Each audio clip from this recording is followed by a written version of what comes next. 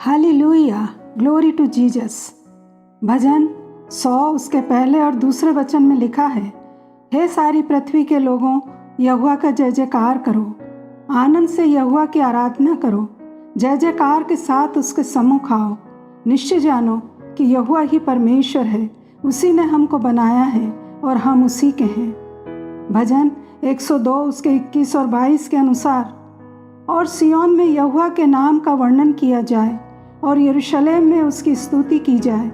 ये उस समय होगा जब देश देश और राज्य राज्य के लोग यहोवा की आराधना करने को इकट्ठे होंगे। एक प्रश्न जो सामरी स्त्री के मन में था, उसने यीशु मसीह से पूछा यूहन्ना 4:20 में कि हमारे बाप दादों ने इसी पहाड़ पर आराधना की और तुम कहते हो कि वह जगह जहाँ आराधना करनी चाहिए यरूशलेम में है।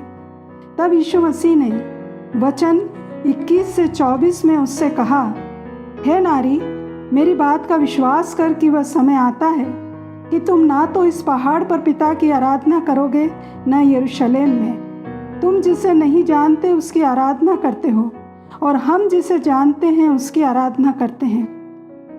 परंतु वह समय आता है, वरन अब भी है, जिसमें सच्चे भक्त पिता की आराधना आत्मा और सच्चाई से करेंगे, क्योंकि पिता अपने लिए ऐसे ही आराधकों को ढूंढता है। परमेश्वर आत्मा है और अवश्य है कि उसकी आराधना करने वाले आत्मा और सच्चाई से आराधना करें। भजन 33:11 के अनुसार, परमेश्वर की ये युक्ति सर्वदा तक स्थिर रहेगी और पीढ़ी से पीढ़ी तक बनी रहेगी। जब अब्राहम का समय आया, उत्पत्ति 22 में उसने अपने सेवकों से कहा, यहीं ठहरे रहो।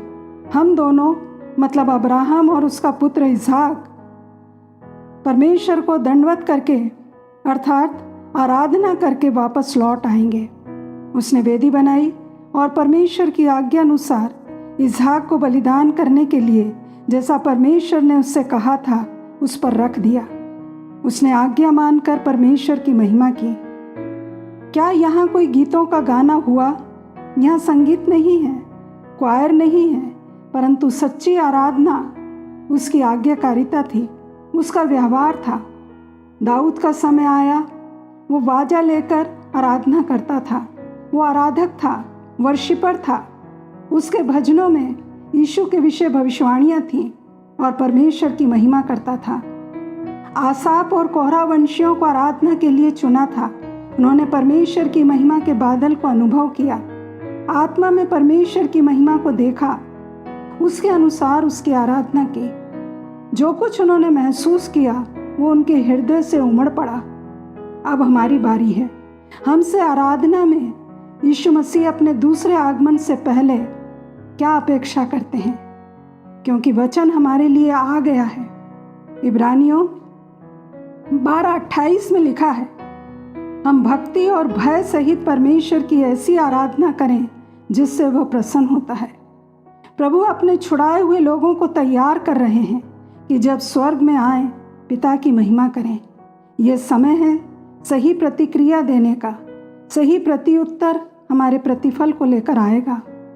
सामरी स्त्री प्रभु को नहीं जानती थी, उसका जीवन भी सही नहीं था, परंतु नए नियम में सबसे पहले आराधना का प्रकाशन उसको मिला, जबकि उसने कभी आराधना नहीं की थी। भजन 95 में लिखा है, आओ हम धन्यवाद करते हुए उसके सम्मुख आएं और भजन गाते हुए उसका जय जयकार करें, क्योंकि यहोवा महान ईश्वर है, सब देवताओं के ऊपर महान राजा है। जब भी हम परमेश्वर को धन्यवाद देते हैं, स्तुति करते हैं, उसकी महानता के लिए करते हैं।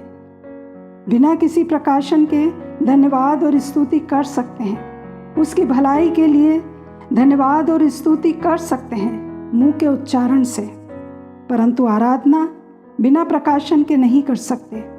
प्रभु की पवित्रता मांग करती है पवित्र आत्मा के प्रकाशन की, अर्थात प्रभु यीशु की पूरी परिपूर्णता की, कि प्रभु यीशु कौन है।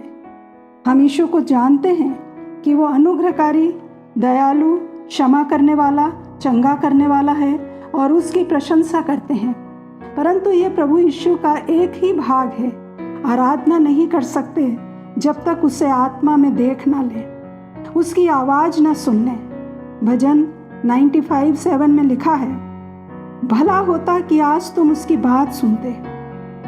धन्यवाद और स्तुति में उसकी कोई आवाज़ नहीं है, क्योंकि उसमें हमारी आवाज़ होती है, प्रभु की नहीं। उसकी आवाज़ सुनाई नहीं देती फाटकों में, आंगनों में। उसकी आवाज़ सुनाई देती है महापवित्र स्थान में, वेदी के पास, क्रूस के पास। इसी स्थान पर आराधना शुरू होती है। ये वो स्थान है जहाँ प्रभु की उपस्थिति को पा सकते हैं। इज़राइलियों ने परमेश्वर के काम देखे थे, इसलिए नहीं बदले। मूसा ने परमेश्वर की उपस्थिति को देखा था, इसलिए वो बदल गया। पौलुस का यीशु मसीह से एनकाउंटर हुआ था, इसलिए वो बदल गया। बाहरी आंगन में बाहरी स्थान ज्योति देता था, वहाँ सैकड़ों हजारों लोग इकट्ठे हो सकते हैं। जब पवित्र स्थान में आते हैं, कम लोग आ सकते हैं। महापवित्र स्थान में केवल एक व्यक्ति होता है। हम भीड़ के साथ स्तुति कर सकते हैं, परंतु आराधना के लिए भीड़ में भी अकेले होना पड़ेगा। तू मेरे सिर पर तेल उंडेलता है। असली प्रार्थना, असली आराधना आत्मा के द्वारा जन्म लेती है। प्रभु की उपस्थिति हमारे व्यक्तित्व को बदलने लगती है, हमें शांत करती है और आराधना में लाती है। तब उसकी आराधना करते हैं जो वो है। मूसा का चेहरा परमेश्वर की उपस्थिति के कारण चमक रहा था। हमें अकेले आना है। जब उसके साथ अकेले होते हैं, स्वर्ग की वास्तविकता, स्वर्ग का आनंद प्रकट होता है। संतुष्टि मिलती है, शब्दों से नहीं, आत्मा की गहराई में। आराधना वो आत्मिक वातावरण बनाती है जिससे हम यीशु को जानने लगते हैं, ना कि यीशु के बारे में। ये हमारा प्रतिफल है जो नए द्वार को खोलेगा। हमारे जीवन की सारी बातें बदल जाएंगी। सामरी स्त्री ने सारे नगर के वातावरण को बदल दिया। हम अपने और अपने परिवार का वातावरण बदल सकेंगे और हमारे जीवन कलीसिया और देश को प्रभावित करेंगे। तब परमेश्वर हमें बिल्कुल नए वातावरण में ले जाएंगे, जंगल के वातावरण से निकालकर महल के वातावरण में। यीशु हमारा प्रतिज्ञा का देश है। उसकी इच्छा में होना वो स्थान है जहाँ वो चाहते हैं कि हम रहें। हमें गाना बजाना नहीं भी आता होगा, पर उसके प्रिय होंगे। सच्ची आराधना हमारा भीतरी एटीट्यूड है। शुरुआत हमारे हृदय का व्यवहार है। जो भी बात यीशु के स्वभाव से मिलती हुई नहीं है, परमेश्वर उसे स्वीकार नहीं करते, चाहे वो अच्छा दान, बलिदान, आराधना कुछ भी हो। हर एक चीज यीशु के स्वभाव में होनी है। मेरे बेटे की सुगंध मिल गई, मैं उसे आशीष दूंगा। हम यीशु से आशीषों को तो ले रहे हैं, पर अभी तक उसकी आराधना कि वो ही सच्चा परमेश्वर है समझकर नहीं कर पाए।